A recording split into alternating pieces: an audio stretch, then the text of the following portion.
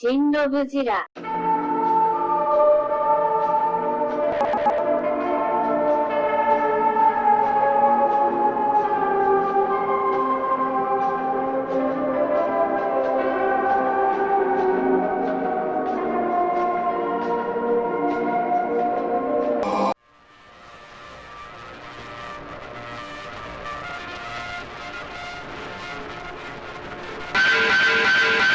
Shinthony Rob Tano here, the internet's poorest excuse for a figure reviewer. And today I'm going to be talking about one fine slice of ace. The Bandai Toys Dream Project, also known as the Godzilla 1955 and Anguirus 1955 Imaginative Colored Edition set. Close enough. I got this fantastic set off of eBay from a seller by the name of OtakuAmerica, who I've been following on the Instagrams for quite some time. I was not asked to say this, I was not sponsored to say this, I just love their service so much. I ordered this at the beginning of the week and I got it like right in the middle of the week. With every order you get like a little goodie. I got 2 little Ultraman figures. You know these people know figures when they send you figures to go along with the figures you just bought. This has been a holy grail purchase of mine for quite some time, and just when I had given up hope on ever getting it, I find it for the cheapest I had ever seen it, and I snatched it up dumb quick. I'm gonna put this box down before I ruin it. And that's gonna be a transition into looking at the box first, and then we're gonna look at the figures, and then you can hightail it out of here, because Papa's gotta work on next Friday's video. Oh. We've got the golden 2006 Godzilla seal, Bandai, bunch of stuff, Godzilla and Anguirus, I'm assuming. And we've got a picture of the 2 figures on the front with a screen cap up here. On the top of the box, we can see one of the many fight scenes in this movie being recreated with these figures in black and white with the poster up yon. Gigantus the fur monster is my favorite Godzilla ever. And on the back of the box, we can see Godzilla and Anguirus side by side with a bunch of stuff over here that I don't know how to read yet. And then on the side, we've got Anguirus, and on the other side, we have Godzilla. Speaking of which, let's start talking about Godzilla. Godzilla is cast in a clear vinyl. He is also outfitted with a little bit of silver, some white, and a bunch of blue. Yeah, as we all know, 1955 Godzilla really wasn't the prettiest boy in the bunch. This does capture the likeness of that Godzilla very, very well, even with most of his features being hidden with that clear vinyl. But as you can see, it all gets picked up under the right lighting, and oh my goodness, it looks so nice, so good. You can even see his teeth and his little fangs over here. Now, to demonstrate just how transparent this boy is, you can see my finger on the opposite side through the figure. It's very nice. I like that. Now, the whole figure is translucent. That's just a bona fide fact. But I do feel like you're going to be able to see more through his neck and head region. Like, over here, you can still see my finger behind all of this, right? I can. It's just with the head, you're going to get more transparency. Yes, transparency had its own segment in the review. Now we're just going to go over the simple stuff. Arms can go all the way around, as can the legs, but there is going to be some resistance in there, so I don't recommend doing that. You're not going to get anything in the tail or in the head. Now, in terms of detail, you're going to get about the normal amount of detail that you would get with a Bandai figure. It's just with this Godzilla being translucent and having the weird colors he has injected into him, you're going to see certain details highlighted by certain colors. One of my personal favorite details for this figure is that both his feet and his hands are both solid white, signifying the first of your appendages to go due to frostbite. Is that actually true? You guys want to see something absolutely magical? Look at how beautiful these dorsal plates are. Look at how the light shines through them. But you want to see something even cooler? They painted the dorsal plates all the way to the tip of the tail.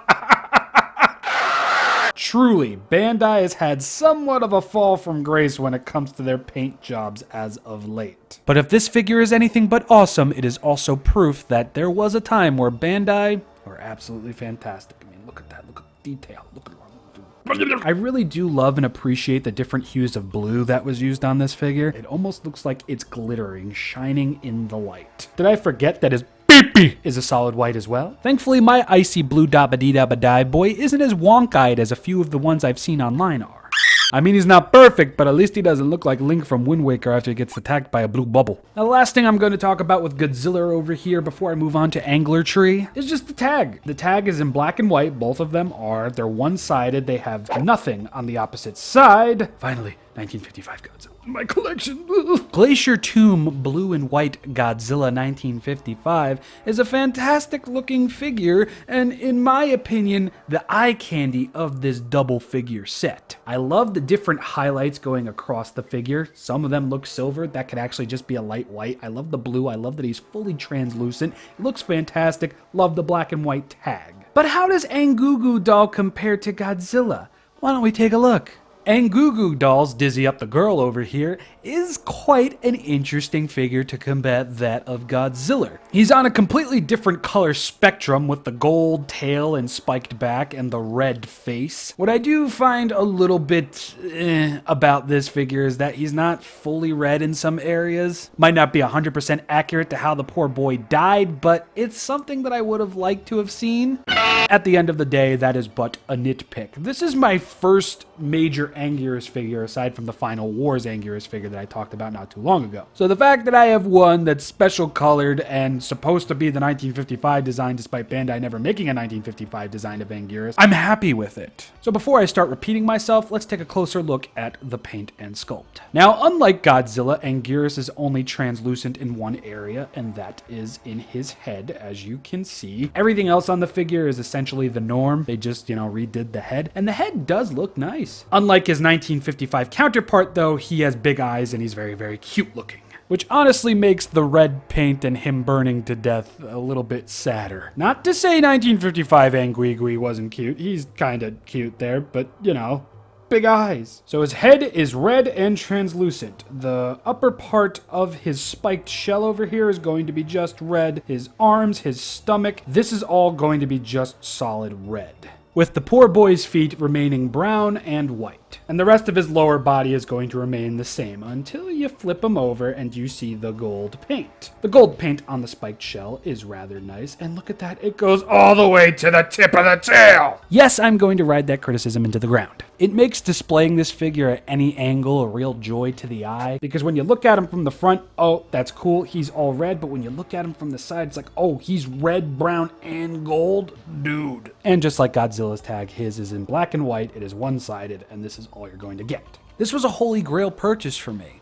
I've had my eye on this set for eons now. And when I finally did get my hands on it, it's the cheapest I had ever seen the set go for. So for me, the price set was absolutely worth it. It might not be worth it to some of you when you look this up on eBay, but in terms of me getting another one of my Bandai Holy Grails in my collection, I couldn't be happier. So before I end this video off, let's do a quick size comparison. Here is 1955 Goji with 1954 green tag Goji. Here he is next to this really piss poor excuse for a repaint and re-release. And here he is next to his Gachapon counterpart. And here he is with the Final Wars Anguirus dolls. Here is Anguirus dolls Red and Dizzy Up the Girl, and here is Anguirus dolls Final Wars Let Love In. These Goo Goo dolls jokes are going to be absolutely lost on most of you, and I apologize for that.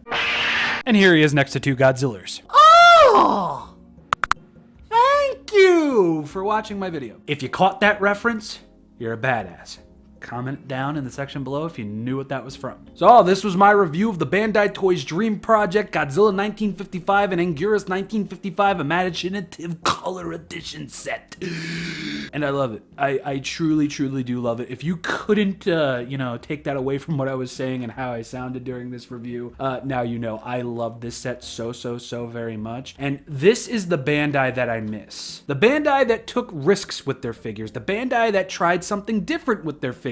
The Bandai that wouldn't call this fucking acceptable. The Bandai that did fun stuff with their releases. This is the Bandai I miss. But at the end of the day, you just gotta keep trucking on. I'm still gonna end up buying Bandai figures no matter how crappily they're painted. That's my end monologue. I'm ShinRobjira. If you like this video, why don't you leave a like? If you think I can improve, leave a dislike. If you hate my opinion, leave a dislike. Subscribe if you would like to. I also have a Patreon page if you would like to support this channel and me being able to make videos on the regular. You can donate either $1 or $5 if you're feeling really gracious. And I'm only going to be adding more to those tiers as the channel grows and as the Patreon page grows as well. So I hope you enjoyed my review of these relics. I will see you all next time. Goodbye!